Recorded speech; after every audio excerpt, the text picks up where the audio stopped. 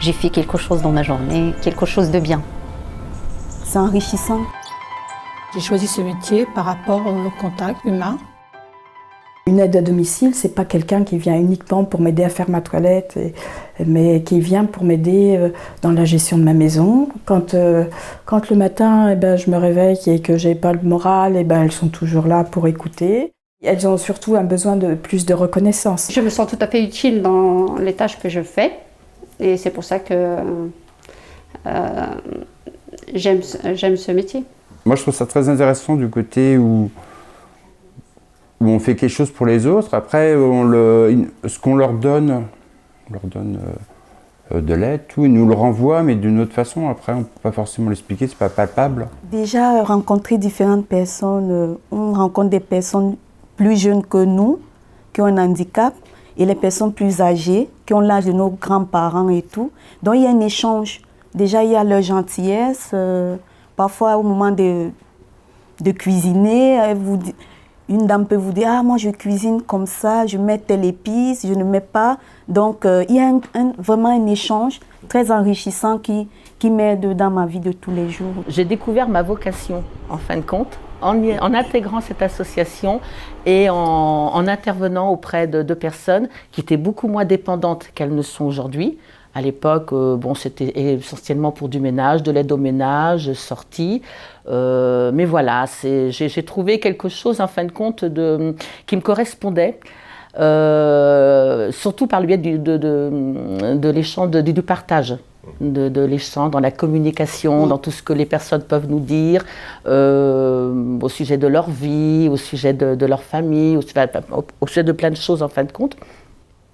Et voilà, je me suis sentie très vite bien, en fin de compte, auprès de ce métier-là. C'est vraiment d'aider les personnes dans leur quotidien, dans effectivement les choses un petit peu plus compliquées, puisque maintenant on est passé sur des problématiques plus liées à la grande dépendance, donc dans l'aide à toilette, l'aide au transfert, l'aide au repas, l'aide au lever, au coucher, enfin tout ce qui rythme une vie et dont les personnes maintenant doivent être accompagnées pour pouvoir le faire. Oui, il y a des gens qui n'ont plus la possibilité de se servir de leur ordinateur.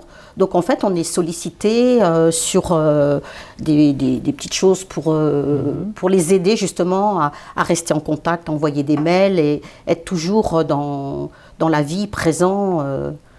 Être acteur de leur vie aussi, parce qu'on prend un petit peu la main, mais je pense que c'est un plus. En fait, notre métier, oui, il est très très varié. Et en fait, on fait avec. Et je trouve que c'est les accompagner, c'est un accompagnement. Il faut aimer ce qu'on fait, il faut croire en l'aide qu'on apporte. Oui. Ah oui, très très solitaire.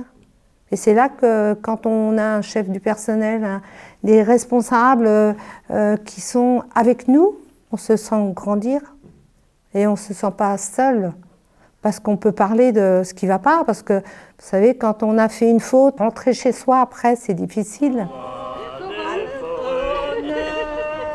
Vive la France! Alléluia! Amen! Allez, c'est parti, merci. Il faut donner des effectifs. Les gens ont besoin d'aide, ont besoin qu'on vienne les aider au niveau des soins, au niveau de l'écoute, mais il faut nous donner les moyens. Les interventions sont, j'allais presque dire, minutées. On a été contraint de mettre en place le double badgeage. On badge en rentrant et on badge en sortant. Ça rajoute une contrainte. En fait, dans notre genre de métier, c'est pas du quantitatif.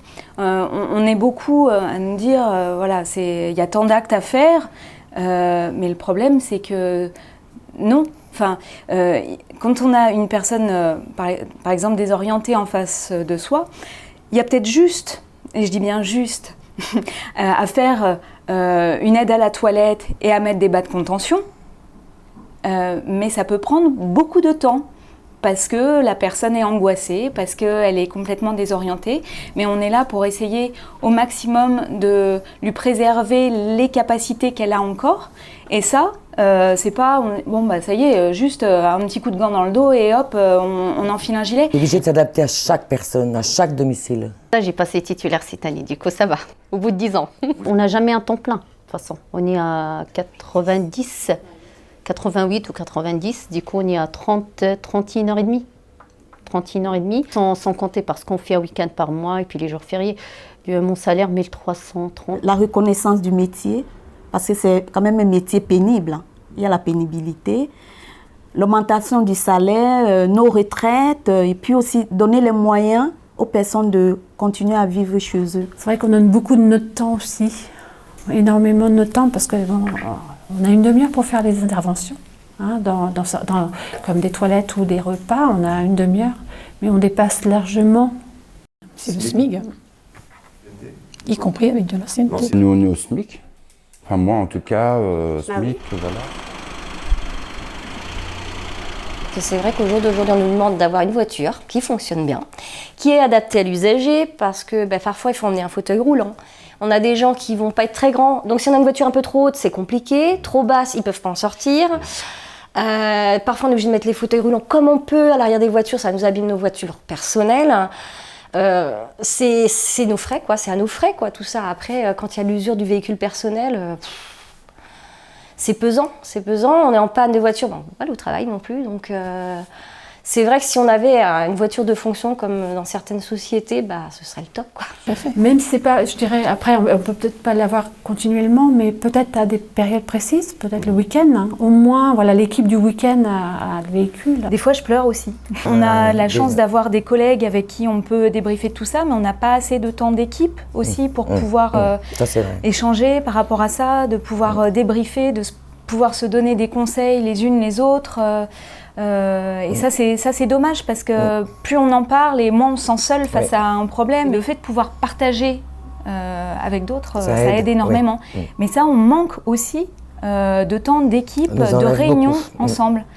Parce qu'on nous met le plus d'heures possible sur les tournées, parce que c'est là où on en a le plus besoin.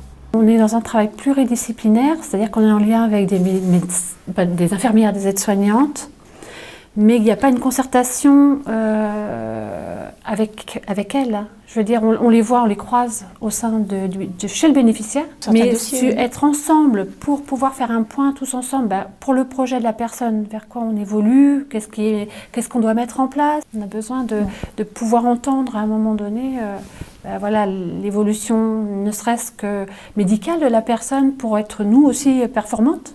Une formation sur différentes choses.